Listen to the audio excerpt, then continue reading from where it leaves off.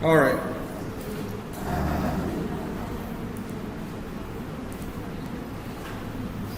So,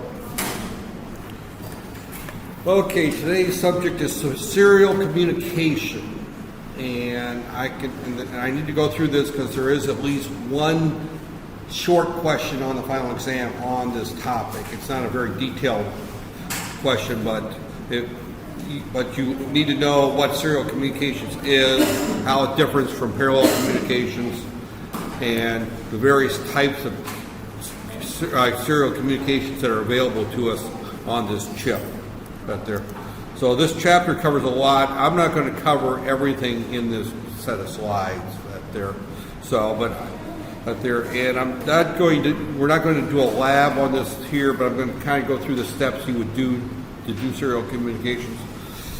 Most classes I try to do a lab on serial communications. It's gotten a lot harder to do labs on serial communications because most computers don't have serial ports on them anymore. So to talk between two processor boards is somewhat awkward. So what you would normally do is you would hook up the computer to the development board and use the terminal emulator on the computer to communicate. Unfortunately, they don't have serial communications, and I didn't bring with me, nor did they work very reliable, the serial to USB converters. They make those, and I have been able to get some of those work, but they're kind of a pain. But let's just talk a little bit. This is the list of topics. So there's two types of communications, and kind of go a quick difference between parallel and serial. Right there. And where is my OneNote? Okay, there we go. When we look at parallel communications, we've got 8 lines between two ends right there, and we communicate all 8 lines at a time right there. So most parallel buses they used to be used a lot at there, and they had 8 lines that would go through there. And serial communications, we have typically 3 lines: transmit, receive, and ground right there. And we only communicate 1 bit at a time. Here we transmit 1 byte at a time. Here we transfer 1 bit at a time. That's the major difference. Parallel communications is a single byte. 1 clock cycle, 1 byte. Next clock cycle, next byte. Next clock cycle, next byte. Serial communications, you transmit between 8 and 9 and sometimes 10 bit clock cycles to transmit 1 byte right there. You do it 1 at a time. Now what I'm showing here is you can have serial communications protocols that only use 2 lines, transmit and ground, if you're going in one direction, or they can share the line, which is very uncommon. Most serial communications use the 3-line system right there. Transmit, receive, and ground right there. Kind of a little heads up history. Parallel communications used to be used for any time you needed very fast communications between a desktop computer and a peripheral. And examples of that is a device that will send a lot of data to the computer. Would be like a scanner. If you had a color scanner 15 years ago, it would use a parallel interface bus to the printer, or to up there. Some of the printers would use a parallel interface buses. A lot of the early printers used parallel interface buses up there. There's a problem with parallel communications that the book doesn't really address. Or either of the books that we've used address, is that when you have 2 wires running in parallel with each other and they're both transmitting different data, is if you look at a wire and if it's got a changing field, it sets up a magnetic field around it right there that is changing. And if I've got another wire over here, I can, this data bleeds over onto it right there. And they call that crosstalk in computers that they're. And what it is you've got two wires that are unshielded going through the same cable. In this case, we've got 8, and they're all transmitting different data, and we get bleed over between the various lines right there. So parallel communications is very limited in terms of speed as far as transmitting data. Back when clock rates were much slower in communication, when you were transmitting, here's a serial communication like this right here, right there, at there. When this clock rate, and we'll say this is our clock that we're using right there. When this clock was slow, parallel communications was by far the fastest way to go. Nowadays, parallel communications is not used hardly at all for external communications between devices right there. You'll see parallel communications used a great deal in, say, memory going to the processor, or from the processor to various peripherals, the graphics card. But it's done for very short distances on the single board. You almost never see parallel cables anymore because of the crosstalk problem. If you stay on the printed circuit board, and you put your traces far enough apart, then the stray capacitance between the two traces is not large enough to cause a problem, because your distances are short. But if you've got a 5-foot, 10-foot cable, then you've got problems right there. So if you look at as I mentioned before, I used to always do labs on parallel serial communications. It's become very difficult because I don't have a old enough computer with a serial port on it. Because most of the computer manufacturers have taken the serial ports off their computers right there. I look at this little thing, computer, there's no serial port. They replaced it with another type of serial port, but it's called the USB, the Universal Serial Bus, and that's again a form of serial communications that they're for desktop computers, and some of the smaller microcomputer boards are starting to add USB support. If you look at the Raspberry Pi, for example, it has 4 USB ports on it right there, but that's a very high-end microcontroller port right there. If we look at right there. So essentially, but right now, for the only thing that you need to worry about is that here is parallel communication sends a whole byte over multiple parallel wires. Serial sends a single byte over a single wire. Now, typically, serial communications is what they call full duplex, which means there's a wire for transmitting and a wire for receiving.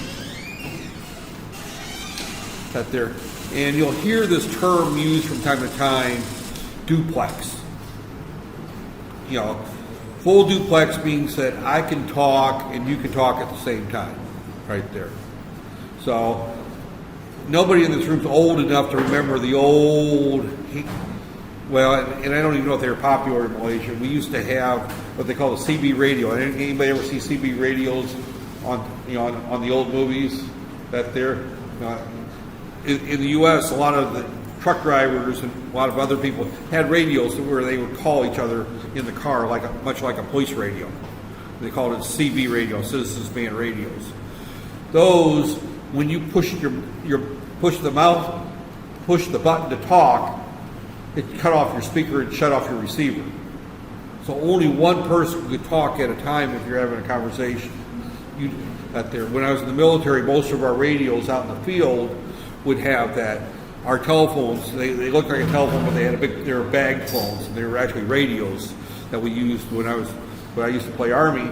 And we could they're only single duplex. They were not duplex. One person could talk at a time.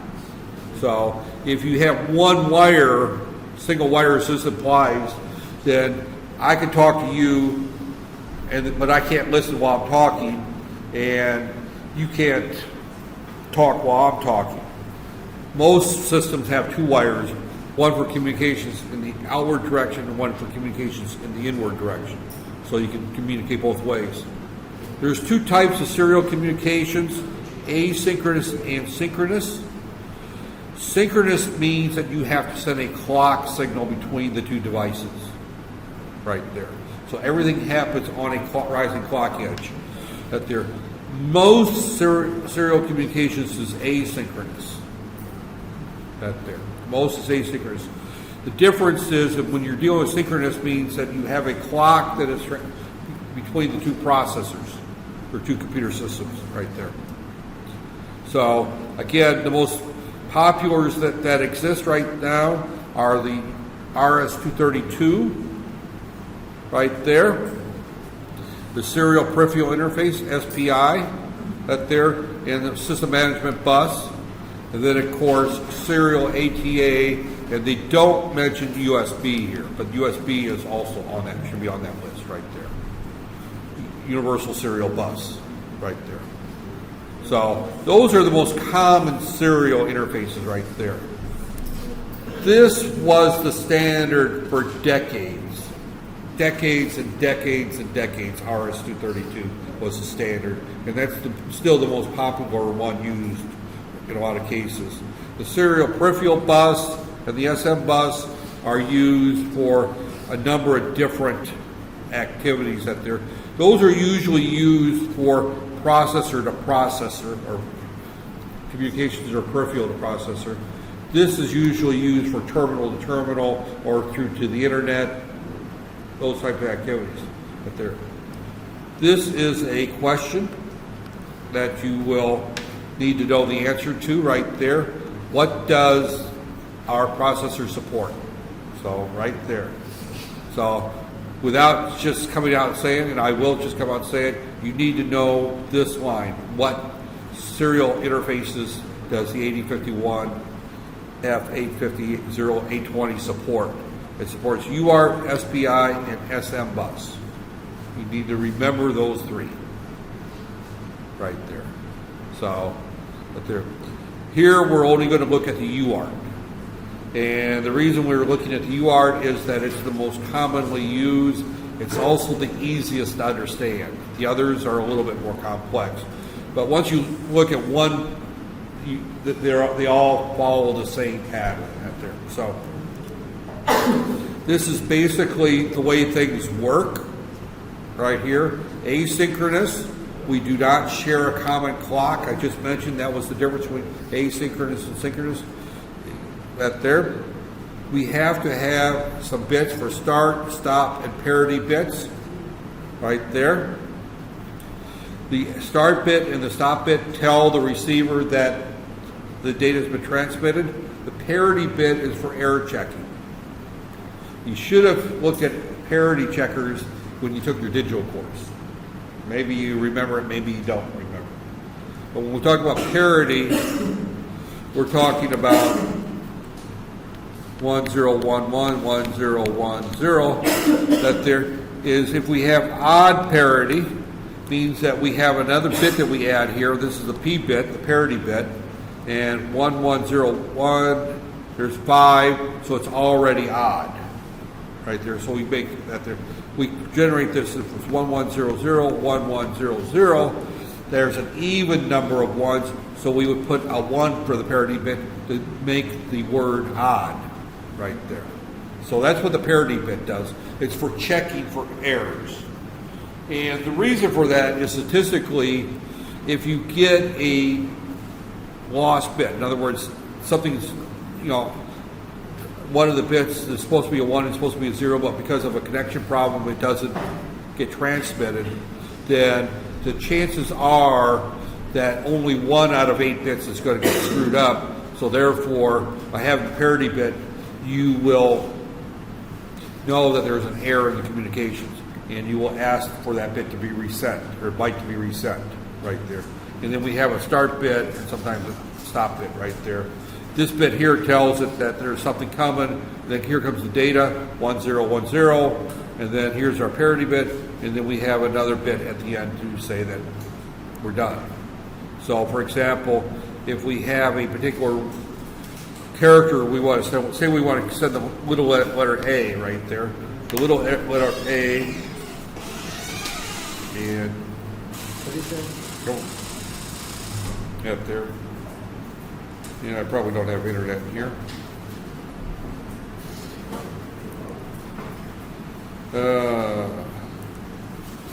I don't even see my internet. Speakers, oh, here's my internet. Yeah, I'm not going to worry about it. It's not important. Let's just say that we want to send the data 0x62 right there. We want to send, that's the data we want to send right there. So we would have a start bit. So this is going to be 01100010 right there. Our data is going to come across. We're going to have our start bit. Then we're going to have, again, we're going to have a 0, a 1, another 1, so it stays 1 for 2 cycles. It's going to stay low for 3. It's going to have a 1. It's going to have a 0. 62 is got odd parity, so the odd parity bit there, and there's our stop bit right there. So that's what it would look like if we looked at the data as it came off on an oscilloscope right there. So, and that there. So this is transmitted across that one wire, and then you have another wire that would be transmitted right there. So it's sending 1 bit at a time right there. So this sends the data, this receives the data, this stores it in a shift register and moves it over every time it receives a bit. When it receives the stop bit, it knows then to send an interrupt to the processor and to say, we've received data, and you can read the data right there. Same thing, this will transmit that out, and once it's done, it'll say that it's done transmitting it right there. So this shifts the parallel data. There uses its own clock. It adds the start and the stop bit and the parity check bits. Those are added by the UART. They call this a UART, Universal Asynchronous Receiver Transmitter. That's what UART stands for right there. And then this extracts the data using its own clock right there. Converts it back by using it strips off the unused bits right there, essentially what it does. So these are two devices. Now, they don't share a common clock, but they have to operate at a common frequency right there. So, right there. So as we look at here, the parities that there, the data bits there, the baud rate is the bit rate of the processor, right, or of the communications. The actual data transmitted per signal that there.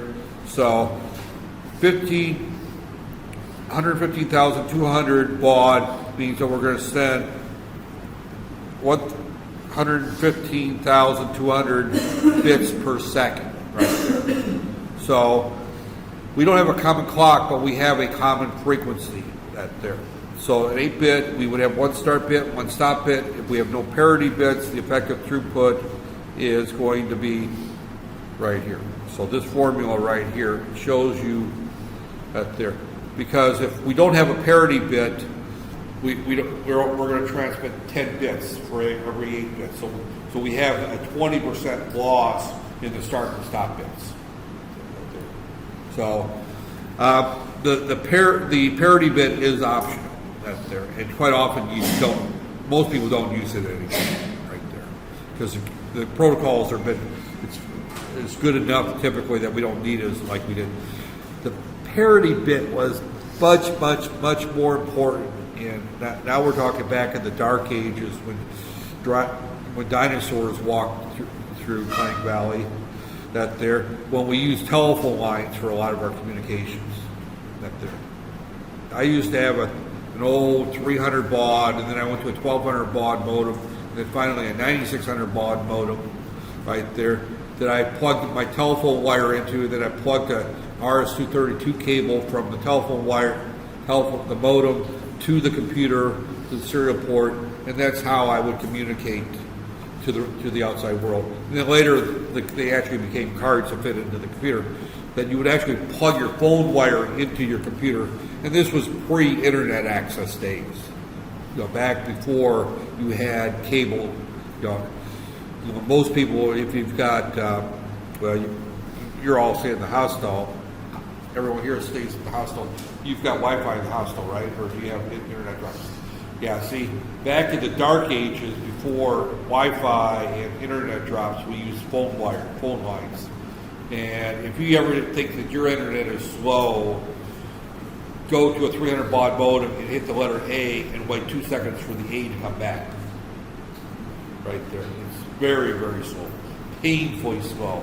You're talking a 2K file will take 5 minutes to download.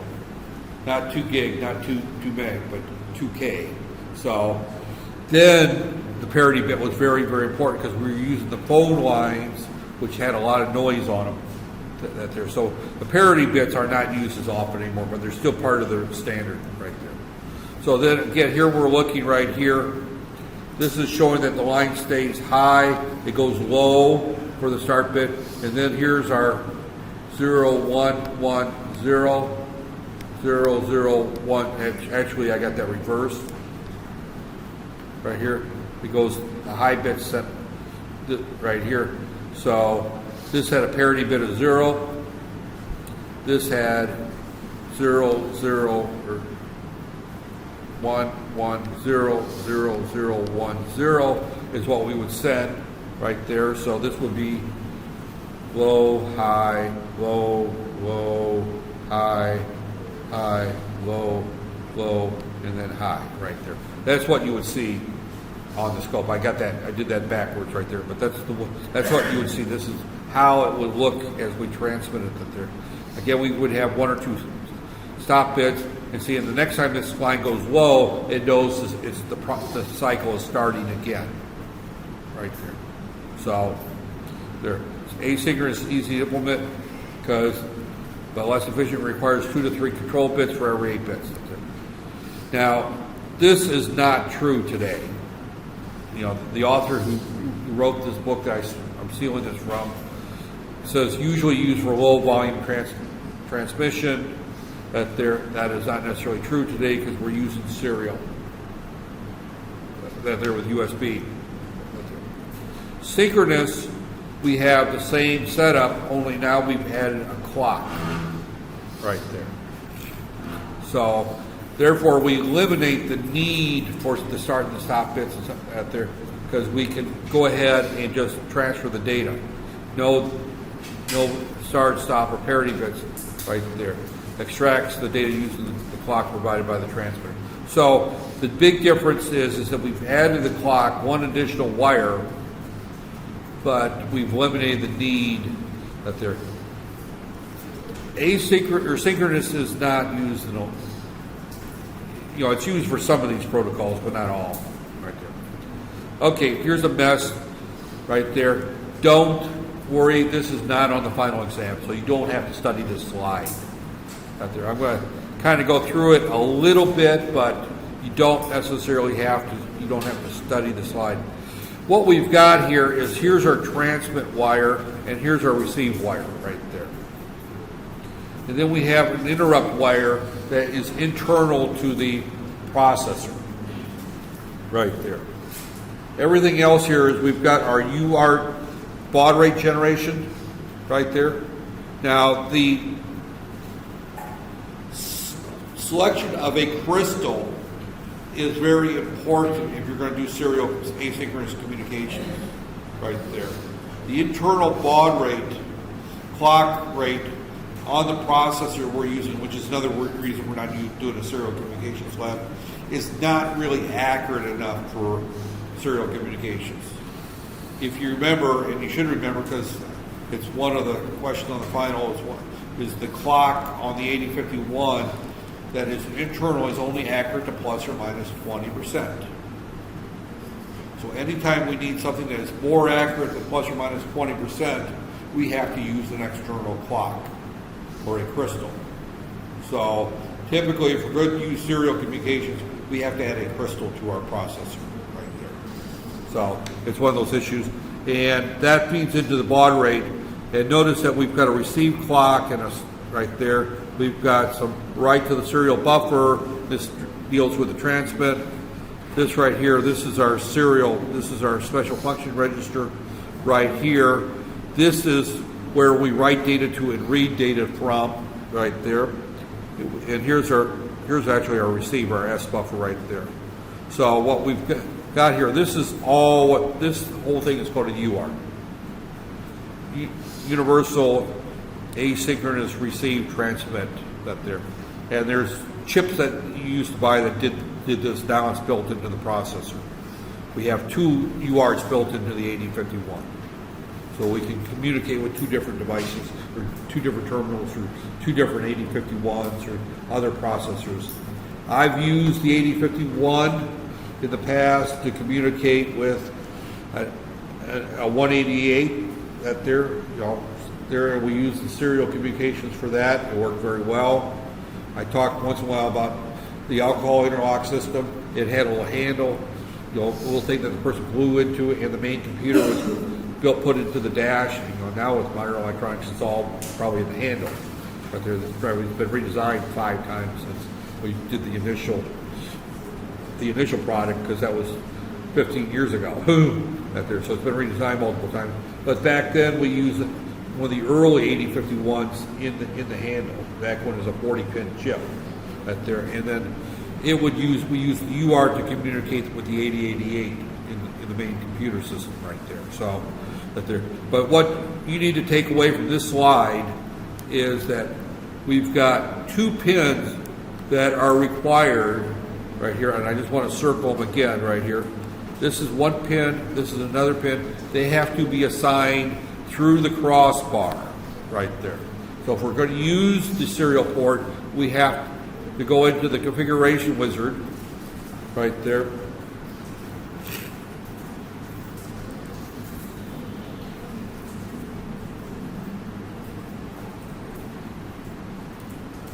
Right there. If we're going to use it,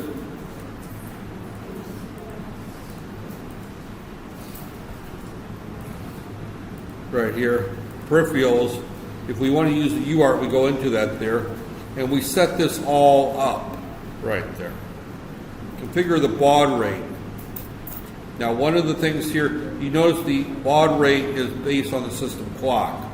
The clock source is the system clock right there, or we can scale it down right there. Now, what we haven't set up here is we need to set the system clock right there. And right there. And this doesn't give me a thing to set up the system clock. But we have to, this software has to know what the system clock is. Right here, this tells me what the baud rate is. And notice that I can change the baud rate depending on system clock divided right there. We can tell it, it's our, this is timer, I got the wrong one here, UART here. So configure the UART interrupt, configure the baud rate. We go here and we tell it we're using timer 1, and uses timer 1 for that there. So, and we have to tell, see, this tells us what our baud rate is. If we use our system clock right here, or we can use external T1, use an external clock. So we configure what our baud rate is right there. Right here. So this sets up our baud rate. Right here, this is set up for about 6,000 bits per second right there. Prescaled. Again, we can divide by 4, 1,400 right there. Now, as it turns out, none of these baud rates are very usable right there. Right there. Peripherals. Oscillators. Here's our oscillator right here. And then again, internal oscillator. Right, internal right there. So if we're saying, there's our fast right there. Clock select, again, we go through clock divider, system speed, external clock. We would set up our external oscillator circuit or internal frequency oscillator. So we have to set our system clock right there, and right there. So as we look at this right here, we have our baud rate generation logic there, and that feeds into our system clock. Baud rates come at predetermined standards. If you set up the baud rate, it's going to have to be 110 bits per second, 300 bits per second, 4,800 bits per second, 9,600 bits per second, And you can see there's a pattern that starts growing there. So since baud rates are standard, if you're going to be using the serial that there happens to be a crystal 11.592 megahertz. It's a really weird frequency, this crystal, but it just happens to work out perfect for baud rate generation. It's a very common crystal right there. So I'm not going to worry too much about that right now. Setting up I'll talk a little bit about it. You have two special function registers. One is the buffer right there. If you want to write something out through the serial port, you load it into the buffer, and then you set a bit in the control register to tell it to transmit. And then when it's done, it'll tell you. If you want to receive something, it'll be loaded into the buffer, and you'll get a serial interrupt saying that something's been received on that, and you can read it. It's very easy. You'll see once you set these things up to send stuff in and out through the buffer right there, through these buffers. So it needs a clock. Clock baud rates are there. So 22 megahertz right there. This is the typical standard right there. Notice right here this big star right there. I said a few minutes ago the internal clock of the 8051 is accurate plus or minus 20%. To use the serial port, it has to be plus or minus 2%. So that's why you can't use the internal clock with our particular. The old 8051 boards that I used to use for academic use, that they used to give to me, we had a crystal on there, and we could use it with the that there. And I've got one of those boards upstairs, one of the university boards. They actually have the crystal on there where we could do serial communications. The boards we have, we could do serial communications, but we have to add the crystal right there. So to meet this accurate, they're typically used with a UART. So you will almost always have to have a crystal on a processor if you're going to do serial communications. And I've said that 5 times in this hour so far, so you should make note of that there. So, and as I recall, there might be a question on the exam that would say, list several reasons why you need to use a external clock instead of the internal clock. And this looks like it could be one of those reasons. The clock is not accurate internally up there. So I'm not going to go through this whole process here, but I'm going to just hit the highlights here. UART is programmed through the following sequence. You configure the crossbar as you would any other port right there. I'm not going to worry about the details. You would use the timer 1 to generate the baud rate for UART 0 or UART 1. This only gave us a choice of using timer 1 since I'm thinking ours may only have 1 UART on it. That they're thinking about it. You can disable the baud rate doubler. So again, that's part of the setup right there. Select the serial port operation and enable the UART reception. Enable the UART to set priorities. The interrupt right there. You have 4 modes of operation right here. The shift register mode 0 used for port expansion using external RAM. Variable baud rate most commonly used. This is the most mode 1 is the way we normally do. Mode 2 uses a fixed baud rate, variable baud rate. This is when you look at variable baud rate, means that the baud rate can vary throughout there. Normally I'm only going to look at mode 1 right there. Mode 1 is our normal way of operation. This is the control registers right there. Again, idle, always 0 right at 1. We'll place microcontroller at idle mode, shuts off the clock CPU. You don't want to write that. Stop, will always be 0 right at 1. We'll place stop mode, turns off the oscillator. This is power control right here. So you normally will always leave these at 0 at their reserve right there. This is our baud rate doubler enable, baud rate doubler enable there, and the UART enhanced mode. So we won't get too much in the power control register. This just simply, the only thing we're worried about here is these baud rate. These 3 bits there will put you in the enhanced mode and double the baud rate type thing. So the timer, we went a little bit in the timer. We can either use the system clock or system clock divided by 12. And then we also have another way of dividing this down right here. This becomes our timer. This is our actual timer here, and this generates our interrupt on an overflow. We can also use our clock select. We can go to our external lines through the crossbar. Notice we're using T0 and T. Those are our system right there. But again, I'm not going to worry too much about how that's actually set up. Our baud rate is right here. Comes from this formula right here. The baud rate is equal to, this is a register we set up. This is another register we set up right there. So if baud rate is equal to baud rate divided by 2 disabled, right there. This is the typical stand process, what we would generate for our baud rate. This happens, this is the system clock, and these are 2 registers we write to out there. And again, the configuration wizard helps you for that out there. But again, this is the magic combination that almost everybody uses right there. Right there. They set this up right there, and this gives us these 2 numbers and those 2 registers right there. Or this number and this number right here. Right here.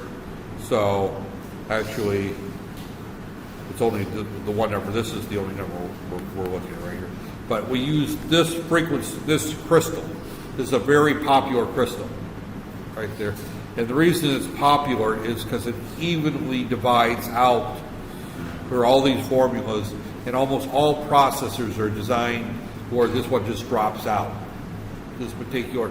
So 22.1184 megahertz is probably one of the most popular crystals sold for embedded systems right there.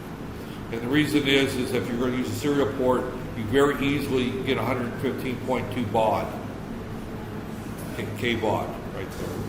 Quite often you'll write this as 115.2 K baud right there. And that's a very common frequency. It's the highest frequency you can operate reliably, up to I think 10 meters or something like that on a cable. So there are lower frequencies. If you want lower frequencies, then you could adjust it. But this is the standard setup right there. So you don't, again, none of this baud rate stuff is going to be on the exam right there. The only thing you're going to need to worry about on the exam is just a general concept. What is serial communications? How does it work? What protocols are available out there? So, but this goes through the setup. We're not going to go through a great deal of time setting this up, but this just basically says that our clock is going to be using the system clock. This is assuming that we got a 222.11.845 crystal hanging out there. So this doesn't work with ours unless we add the crystal to it, right there. This puts our timer in mode 2. This sets up our baud rate there. This starts our timer. This simply just says that timer overflows are used for receive and transmit clock, right there. This is baud rate divided by 2 is disabled, right there. That's a sets it there. And UART mode 1 logic level of stop bit is ignored and received and enable. This sets up the interrupt right there on the UART, clear the interrupt right there. So it's ready to receive. So this is just a setup right there for using UART 0. That there. If you want to use a serial port, you'll have to look up how to do it with your processor.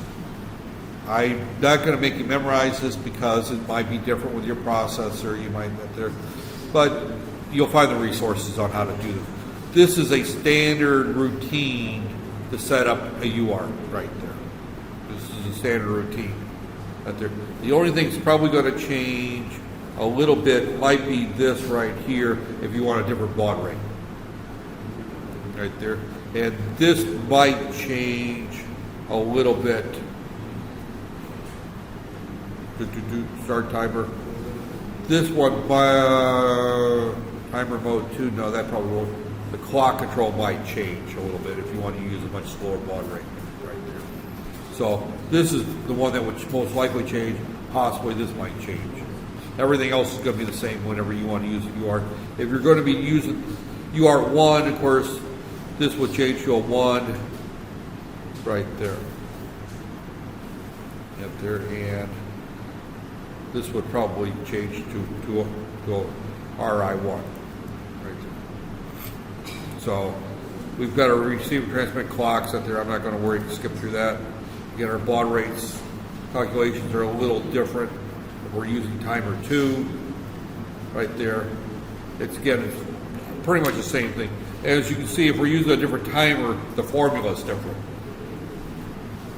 Because now we have this RCAP, because our timer operates in a different mode.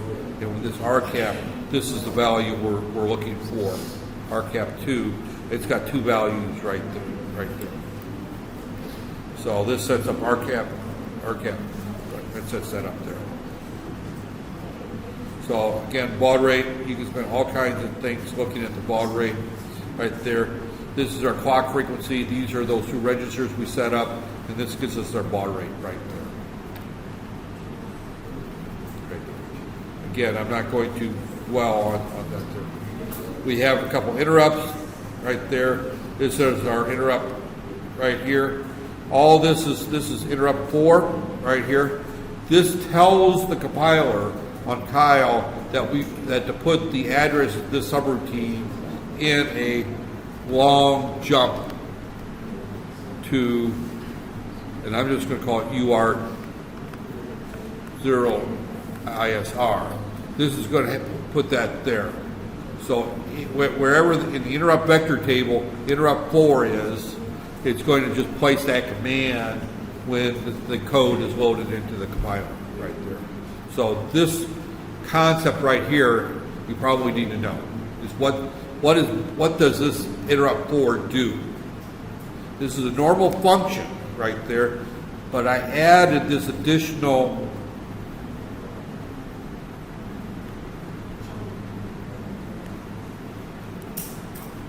part right here,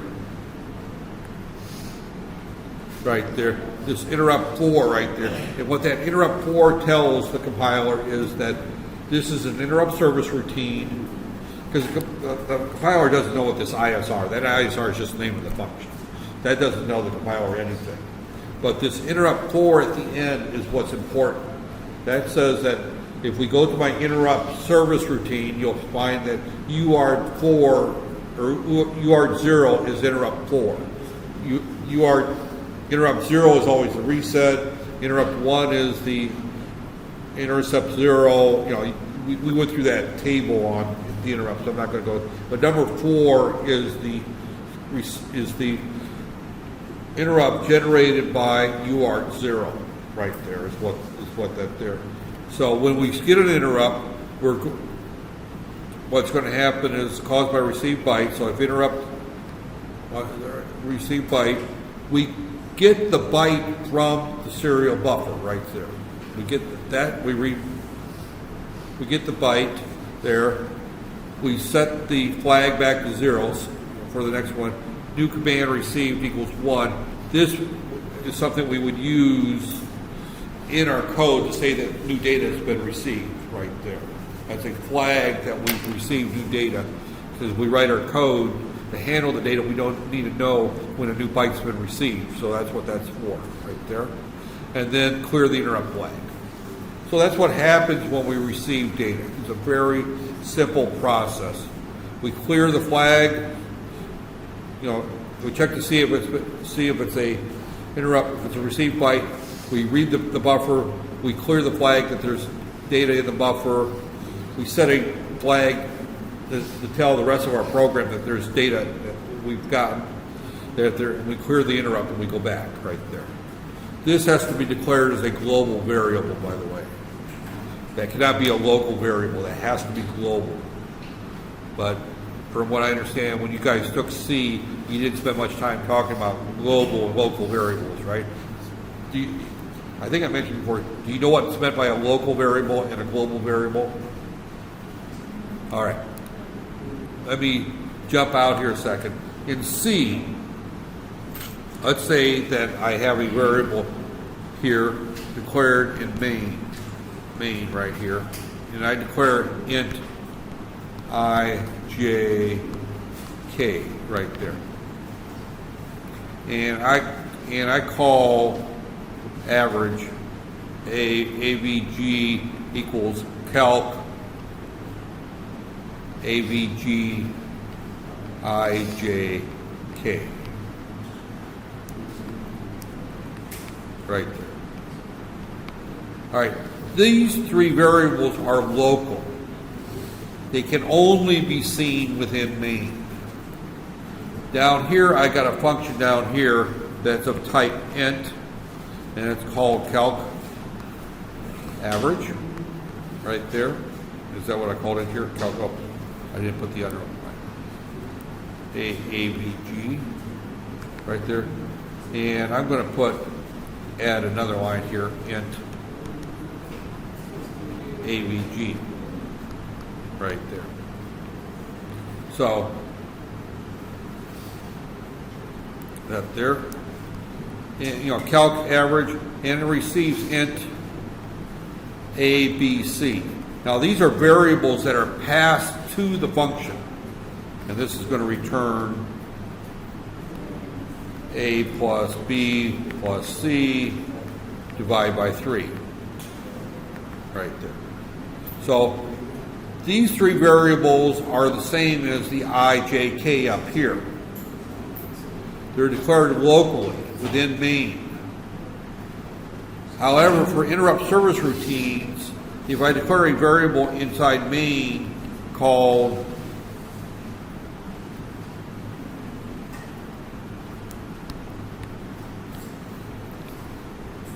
int serial data, or what did this function call it right there? Receive byte.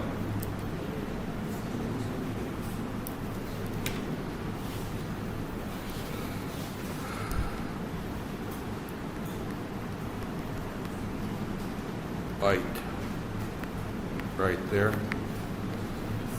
This variable is going to be different than the one here. Receive byte. Receive byte right there. So I have to declare it not here, but has to be declared up here.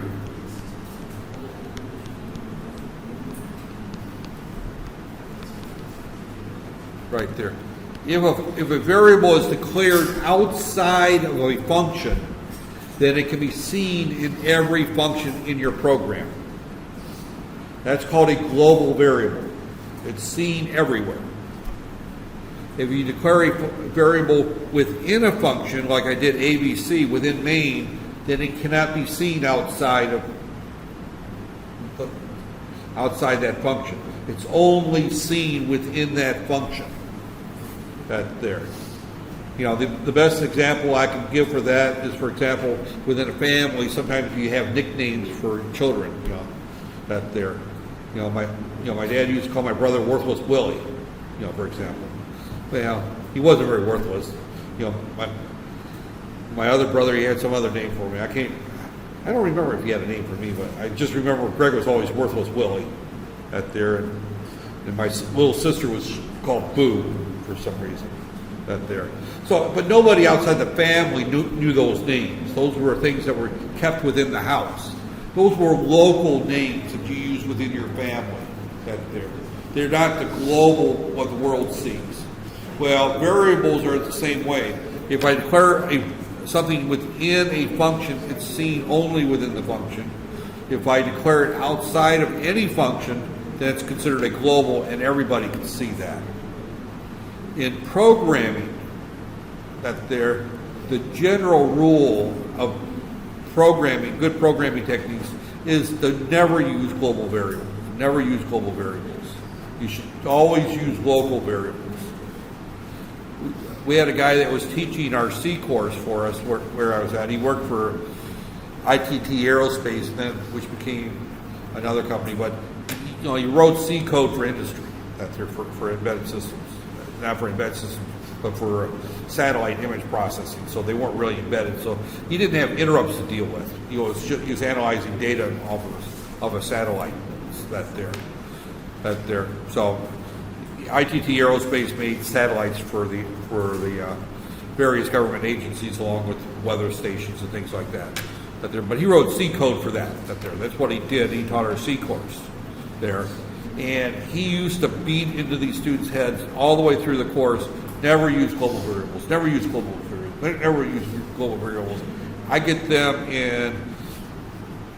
into EET 305 or EE 270, whatever course it was, whether it was an EE or a technology course. They're really about the same course. And I would start teaching, I would get into the interrupts earlier in the course. It was a more advanced course than this one here. We would get into these interrupts discussions and students would just cry trying to figure out how to write code that would work without using a global variable right there. And I had to say, when you're writing embedded code for an embedded microcontroller, there are times you must use global variables. In particular, whenever you're dealing with an interrupt, you have to use global variables. And the reason is because the interrupt is not called by anything. We don't put a call to this interrupt. The call is generated by the microcontroller when it sees the event. When TI0 is caused by the transmit byte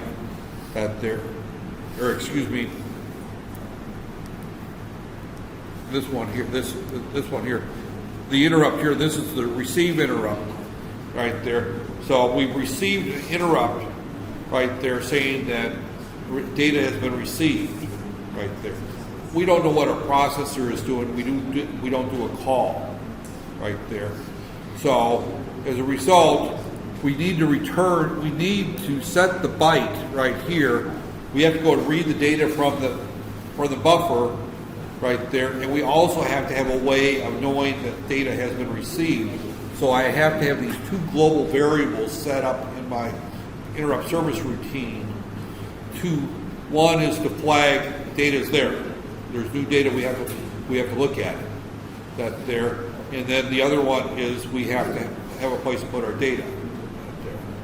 So as a result, in our code, we're having to poll and keep looking for if new data received equals 1, then process it, do something with it. And we could do other things, but somewhere in our loop we have to look at this and poll. We talk about the difference between polling and interrupts. When we're dealing with serial, we have to do some polling. In other words, monitor that there. So this is our interrupt service routine to service data, to receive data, right there. So get our interrupt set at the end of the transmission buffer. That simply tells us that we're sending data. We haven't talked about sending data. This is initializing the UART code again. That's very similar to what we talked about right there. This is for sending data. This is our sending data routine right here. This is a routine. Typically, this is a function really right here. Actually, this is typically a function. We're going to pass to it. Actually, this is actually code itself. Normally, we would write this as a function, but we've got a string set up right here. Char send buffer. That's an array of 20 characters right there. We say n is equal to sprintf to our send buffer, and we give it the string.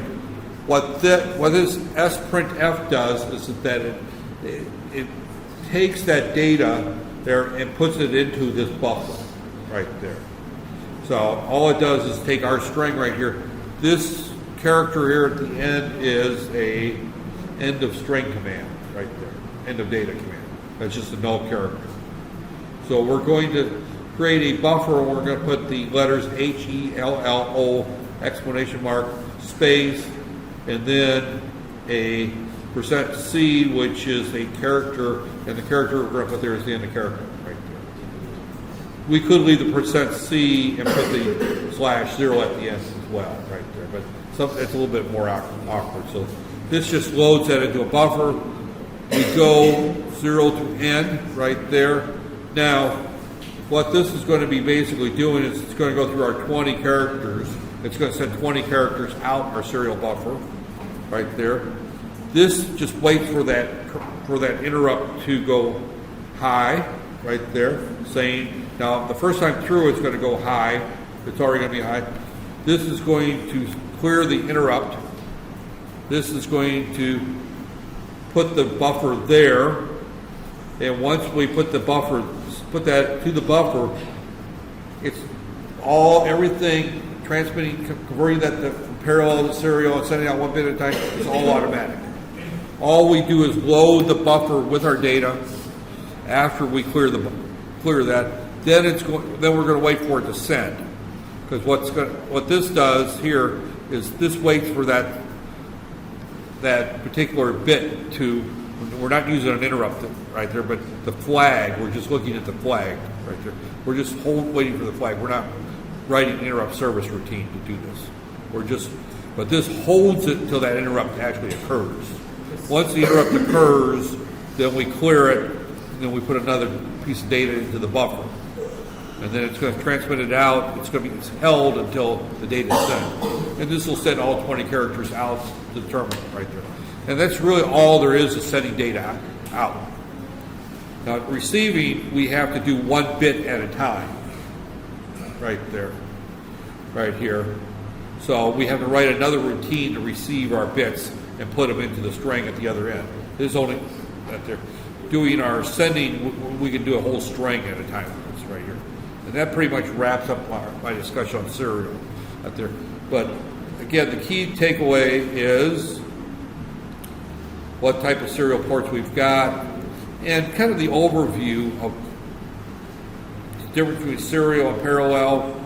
We talked this slide here, I mentioned, you should know this particular slide right here. Put that there, and you should know this slide here early on, the first part of the lecture. Everything else, really, you should know it and have an understanding for it. I just didn't put it so much on the final exam because there's so many other things to put on the final exam. That there. So I'm going to kind of wrap that up there. This right. And one more look at the cute monsters.